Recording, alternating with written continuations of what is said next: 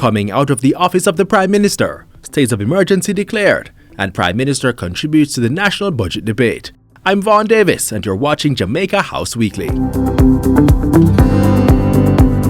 States of public emergency (SOEs) are now in effect for the parishes of Clarendon and St. James. The Special Security Initiative, which started on March 14, will be in place for 14 days. In a press release last Tuesday, Prime Minister Andrew Holness said the SOEs are in response to an upsurge in criminal activities in the parishes. The Prime Minister says the declaration will allow the security forces to carry out targeted operations to dismantle criminal gangs and their networks while preventing serious crimes. Mr. Holness also urged citizens to cooperate with the security forces as they work to stop criminal activities. In his contribution to the 2023-24 budget debate in Parliament Thursday, Prime Minister Holness announced a raft of new measures to be implemented at the National Housing Trust (NHT). Among them, a new loan limit for single applicants of the trust. Come July 1, single applicants can access $7.5 million, up from $6.5 million. For houses being purchased for $12 million or less by a single contributor, that individual can now get up to $8.5 million in mortgage financing. What this does is to target the incentive to more affordable price housing solutions.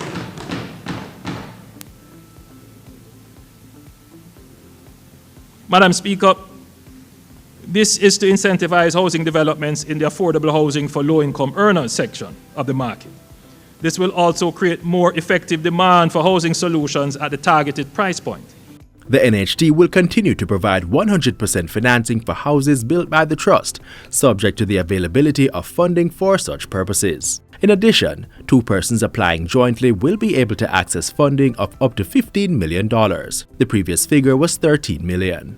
In 2022, the NHT reintroduced its policy to allow up to 3 contributors to co-apply for a single NHT scheme unit, 2-bedroom units or larger, to better improve affordability. A key provision of this policy is that proof must be established that the applicants are bona fide family members and have demonstrable kinship ties.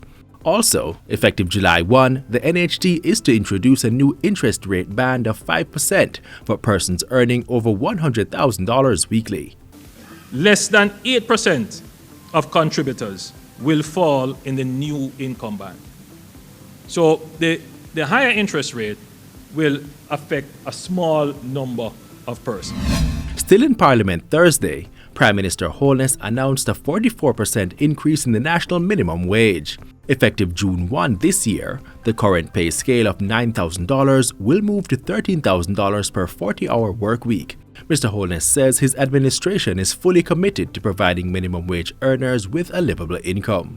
He says since assuming office in 2016, the minimum wage has moved from $6,200 to $13,000, representing a 110% increase over the 7-year period. We recognize that the contribution of minimum wage earners such as household workers, artisans, laborers, store clerks, and security personnel is vital to the success of our manufacturers, hotel professionals, lawyers, doctors, and teachers in meeting our national productivity and service targets. As it relates to industrial security guards, Prime Minister Holness says the minimum wage will increase from $10,500 to $14,000 per week. This will also take effect June 1, 2023.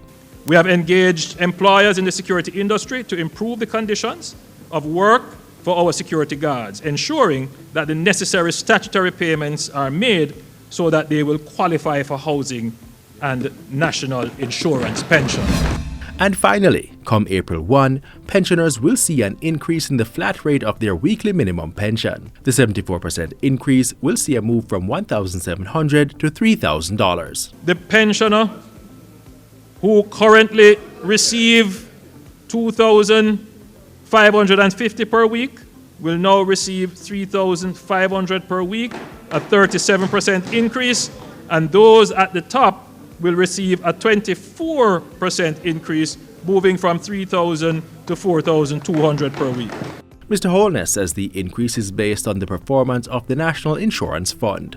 It's also been spurred by a recommendation of actuaries completed in January this year, which show that the viability of the scheme has been extended for 15 years. The Prime Minister says Labour and Social Security Minister Carl Samuda will announce additional benefits soon. And this is where we close out Jamaica House Weekly. Join us next time for more of the news stories coming out of the office of the Prime Minister.